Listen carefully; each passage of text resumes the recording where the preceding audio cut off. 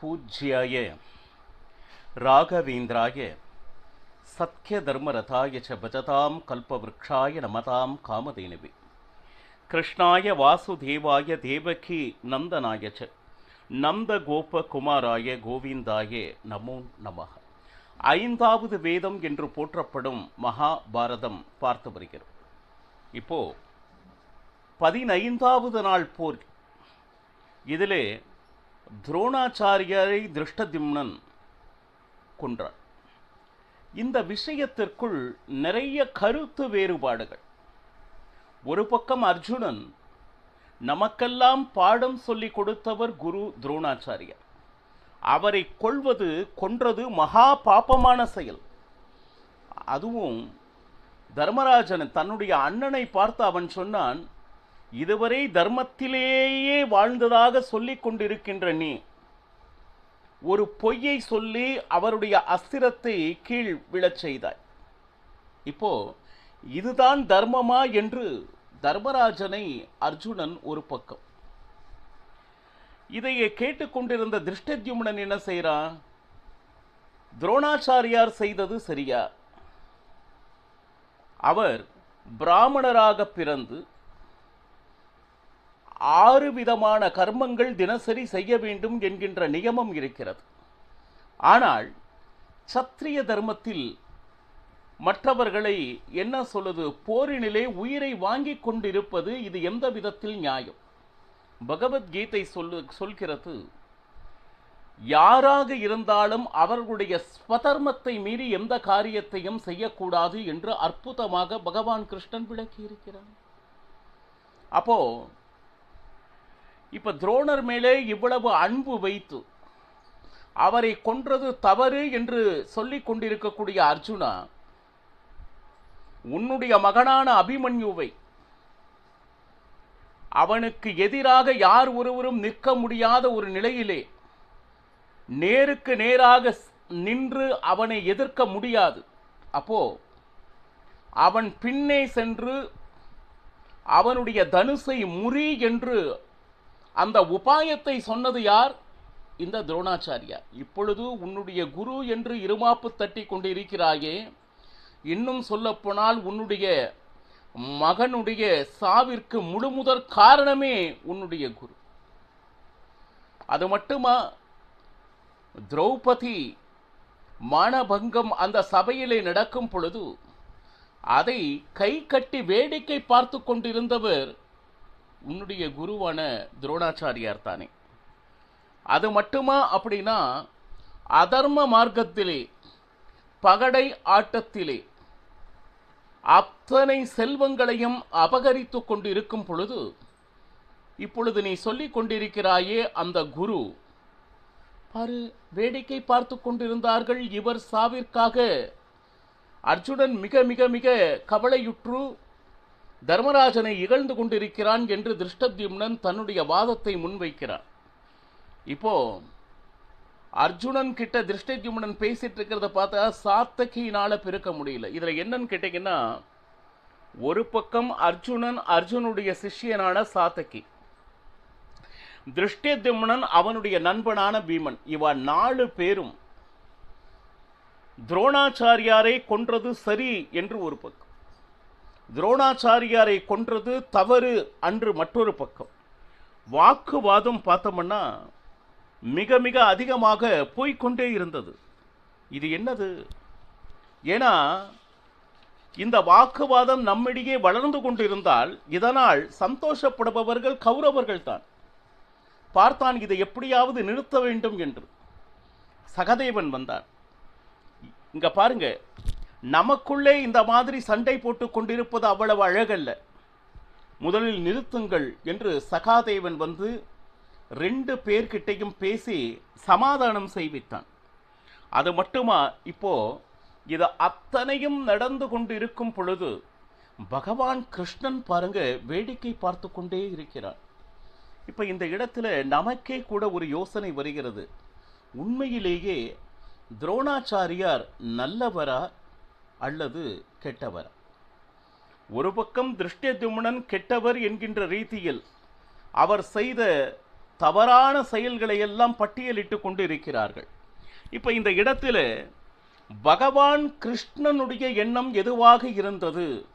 ஏன்னா அர்ஜுனன் தன்னுடைய குரு தனக்கு பாடம் சொல்லிக் கொடுத்தவர் என்று மிகுந்த மரியாதை வைத்திருக்கிறார்.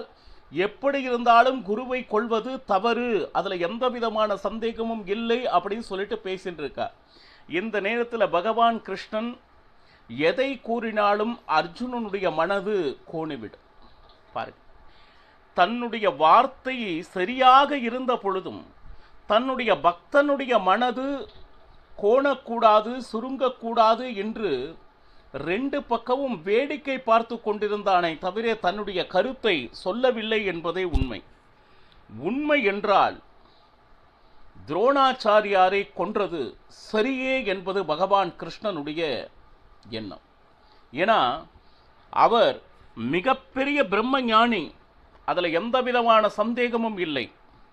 சதுர்வேதம் என்று சொல்லக்கூடிய ருக், யஜுர், சாம, அதர்வண வேதத்தை படித்தவர். ஆனால் யுத்தம் என்று வரும் பொழுது அவர் அதார்மீகர்.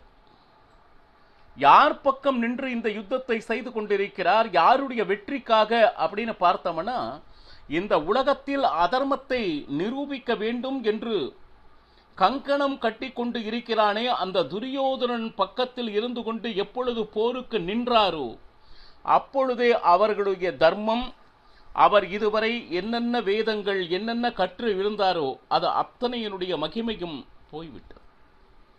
இன்னும் சொல்ல போனா, இந்த உலகத்தில் பாபிகள், பாவம் செய்பவர்கள் என்று சொல்வார்கள் அதர்மவாதிகள், அவர்களுக்கு சகாயம் எப்பொழுது செய்தாரோ சகாயம் செய்பவரும் பாபம் செய்தவர்களே.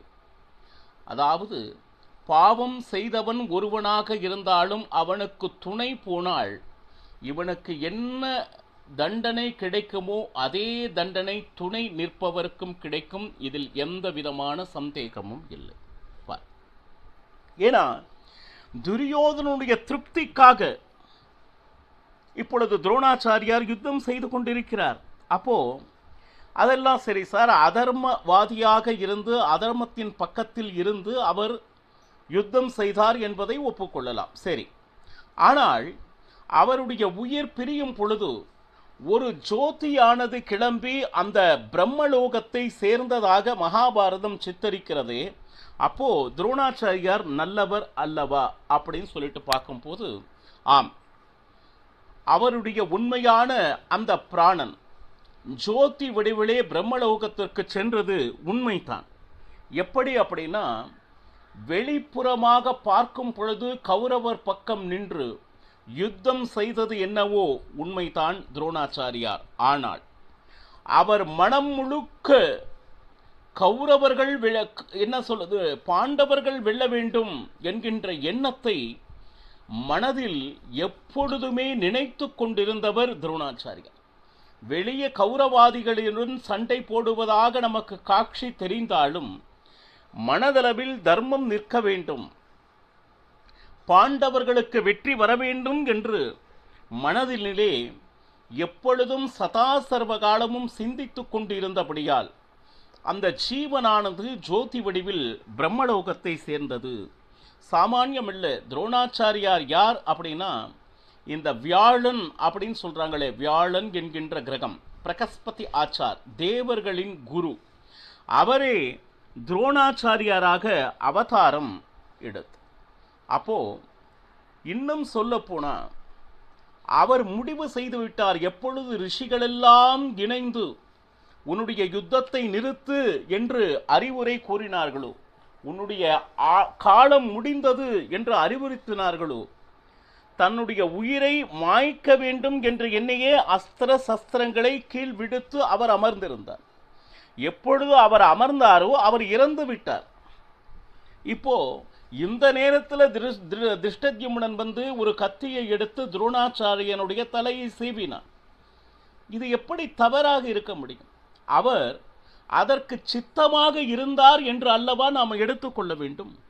இன்னும் சொல்ல போனா, பீஷ்மாச்சாரியாரும் சரி துரோணாச்சாரியாரும் சரி, அவர்களே தங்களுடைய சாவினை இன்று இதற்கு மேல் நான் இந்த இடத்தில் போரிட மாட்டேன் என்கின்ற முடிவை அவர்களே எடுத்து, அவர்களை யாரும் கொன்றார்களா என்றால் இல்லை, அவர் அளவில் அந்த போரை நிறுத்த அது ஒரு சந்தர்ப்பமாக அர்ஜுனன் பானம் விட சிகண்டியை முன்னிறுத்தி பீஷ்மர் வீழ்ந்தார். எப்பொழுது துரோணர் அமர்ந்தாரோ அந்த நேரத்தில் ஒரு காரணமாக திருஷ்டத்யும்னன் அவருடைய தலையை கொய்தான் என்பதே உண்மை. இது துரோணாச்சாரியாரினுடைய இச்சையினால் நடந்தது என்பதை புரிந்து கொள்ள வேண்டும். இப்போ 14வது நாள் அஸ்வத்தாமனுடைய கோபம் உச்சத்தில் இருந்தது. தன்னுடைய தந்தையை நேருக்கு நேராக நின்று யுத்தத்தில் ஒருவன் கொண்டிருந்தால் நிச்சயமாக நான் இவ்வளவு வருத்தப்பட மாட்டேன். ஆனால் அநியாயத்தினால் என்னுடைய தந்தையை கொண்டிருக்கின்றனர். அப்போ என்னுடைய தந்தையால் எனக்கு கொடுக்கப்பட்ட அந்த நாராயண அஸ்திரம், அப்பா, அந்த நாராயண அஸ்திரத்தினால் இன்று அவனுடைய குறி 2 எப்படின்னா, ஒன்று பாண்டவர்கள், மற்றவர்கள் பாஞ்சாலர்கள். இவங்க 2 பேரையும் நாசம் செய்தே ஆக வேண்டும் என்கின்ற பரிபூர்ண எண்ணத்தில் அஸ்வத்தாமன் என்ன செய்கிறான், தன் கையில் இருந்த நாராயண அஸ்திரத்தை விட்டான். அது எப்படி அப்படின்னா, ஒரு சூரியன் கிரணங்கள், சூரியனிலிருந்து கிரணங்கள் எவ்வளவு பிரிந்து இந்த உலகத்திற்கு ஒளி கொடுக்குமோ அந்த மாதிரி நாராயண அஸ்திரம் மூலமாக பானங்கள் நிறைந்தன. பாஞ்சாலர்களும் பாண்டவர்களும் பாருங்க, ஆனா அவர்கள் யாரும் ஓடவில்லை, அத்தனை பேரும் எதிர்த்து நின்றனர். ஆனால் இந்த நாராயண அஸ்திரத்தினுடைய குணம், நீங்கள் எதிர்த்து நின்றால் அது இன்னும் வலிமையாகும், இன்னும் பல மடங்கு அது சக்தி பெறும் என்பது நாராயண அஸ்திரத்தினுடைய குணம். பயந்து ஓடினால் அது ஒரு பக்கம், எதிர்த்து நின்றால் நாராயண அஸ்திரத்தினுடைய பலம் கூடும். அது மட்டுமா, பானங்கள் மட்டுமல்ல, நெருப்பு உருண்டைகள் பாருங்க வானத்திலிருந்து விழுந்து கொண்டே இருந்தது. இப்போ இந்த நேரத்தில் தர்மராஜன் இனி முடிஞ்சது, இனி யுத்தம் முடிந்தது. எப்பொழுது நாராயண அஸ்திரத்தை அஸ்வத்தாமன் நம்மேல் பிரயோகித்தானோ, இதற்கு மேல் இதிலிருந்து நாம் தப்ப முடியாது. ஆனால் இந்த நேரத்தில் பாருங்க, தர்மராஜன் சொல்கின்ற வார்த்தைகளை நீங்க நன்றாக கவனிக்கணும். அர்ஜுனனை பார்த்து, அர்ஜுனா நீ ஒன்றும் செய்யாத, நாராயண அஸ்திரம் வந்துருச்சு, கதை முடிஞ்சு, சரியா? அதற்கு எதிராக அஸ்திரம் விடுறேன், அந்த மாதிரி எந்த வேலைக்கு நீ போகாது, நீ சும்மா உட்கார்ந்தா போரும். பார்த்தா தர்மராஜன் அர்ஜுனனை காப்பது போல, சௌக்கியமாக இரு என்று சொல்வது போல தோன்றும். ஆனால் தன்னுடைய குருவை பற்றிய அவனுடைய எண்ணம் எவ்வளவு தவறானது என்பதை தர்மராஜன் பட்டியலிட்டு கொண்டிருக்கிறான் இந்த நேரத்தில். இப்போ தயவு செய்து நீங்கள் எல்லாம் கிளம்புங்க. யாரு? திருஷ்டத்யும்னன் மற்ற எல்லாரும் கிளம்புங்க. நாராயண அஸ்திரம் எப்பொழுது வந்து விட்டதோ, வீணாக உங்களுடைய உயிரை ஏன் மாய்த்துக் கொள்கிறீர்கள்? நான் தவறுதலாக ஒரு பொய் சொல்லிவிட்டேன், அதற்கு உண்டான தண்டனை நான் அனுபவித்து தீர வேண்டும். அந்த நாராயண அஸ்திரம் எங்களை கொல்லட்டும், அதாவது பாண்டவர்களை கொல்லட்டும், அதற்காக நீங்கள் வீணே உயிர் விட வேண்டாம். தர்மராஜன் சொல்கின்ற, ஏன்னா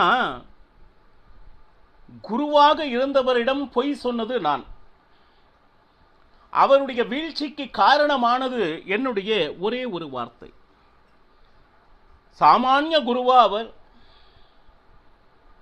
குழந்தை என்றும் பாராமல் 16 வயது நிரம்பாத பாலகனை தந்திரத்தால் கொன்றவர் அல்லவா குரு. அந்த குருவுக்கு நாம் பொய் சொல்லி அவரை கொன்று விட்டோமே, இந்த தண்டனையை நாம் ஏற்க வேண்டியதுதான். பாருங்க, வார்த்தையை நன்றாக கவனியுங்கள். குரு என்றால் சிஷ்யர்களை காப்பாற்ற வேண்டும். ஆனால் சிஷ்யனுடைய குழந்தை இவ்வளவு வீரமாக செயல்படுகிறதே என்று சந்தோஷப்படாமல், அதர்ம மார்க்கத்திலே அந்த குழந்தையை எப்படி கொள்ள வேண்டும் என்ற உபாயத்தை அதர்மவாதிகளுக்கு சொல்லி தந்தவர் குருவாக முடியுமா?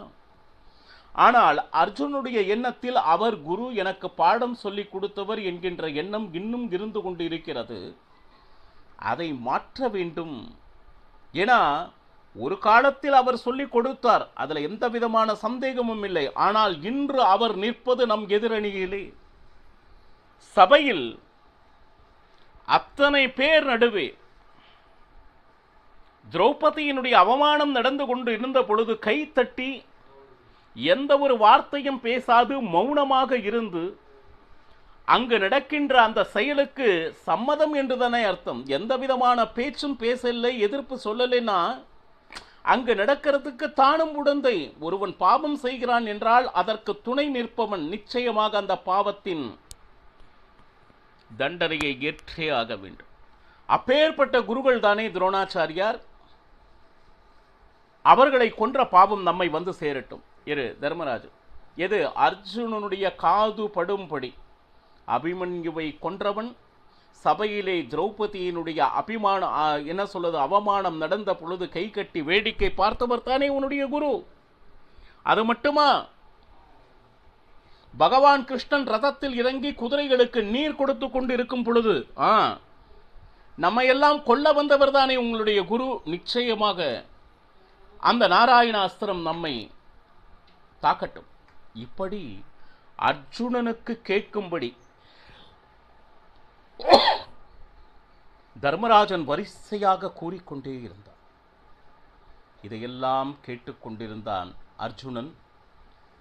ஆனால் இந்த இடத்திலே பகவான் கிருஷ்ணன் ஒரு ஆணையை பிறப்பித்தான்.